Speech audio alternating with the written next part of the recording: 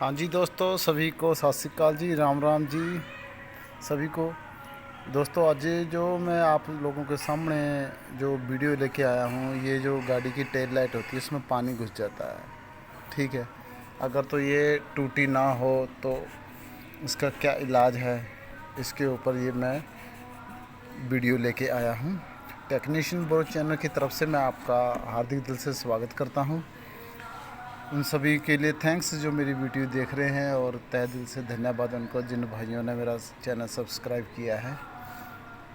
ऐसे जुड़े रहो, इतनी लेटेस्ट टेक्नोलॉजी और हर आइटम को कैसे रिपेयर करना है उसके ऊपर ये वीडियो मैं लाता रहता हूँ।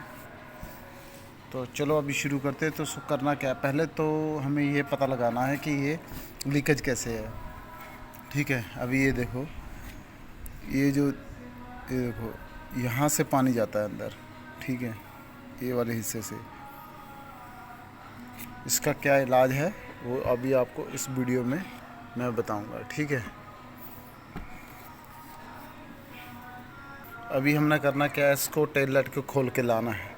पहले इसका पूरा अच्छे ढंग से जो पानी इसके अंदर आया है उसको ड्रेन करना है। ठीक है, पानी को ड्रेन करने के बाद उसका लीकेज ढूंढना, जैसे जब मैंने बताया कि जैसे मेरा यहाँ से यहाँ पानी अंदर जाता है, जैसे ये खड़ी रहती है। ठीक है, तो यहाँ से जब आता था नीचे तो इसके अंदर हो के जाता था। ठीक है, देखो पूरा बाकी जगह से हर जगह से सील्ड है। ये देखो पूरा प्रॉपर सील्ड किया हुआ है। ये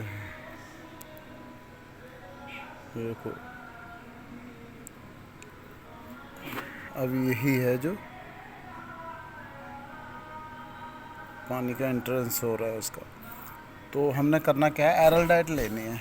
इंस्टेंट वाली ले सकते हो, नहीं तो ये भी ले सकते हो, ये वाली। ठीक है, इन दोनों को मिला के इसी में जहाँ लीकेज है वहाँ डालना है। चलो मैं बताता हूँ।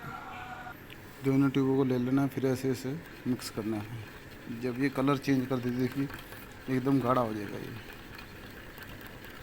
होने लग गया, बस उसको पूरा अच्छे ढंग से मिक्स कर लेना दोनों ट्यूबों को।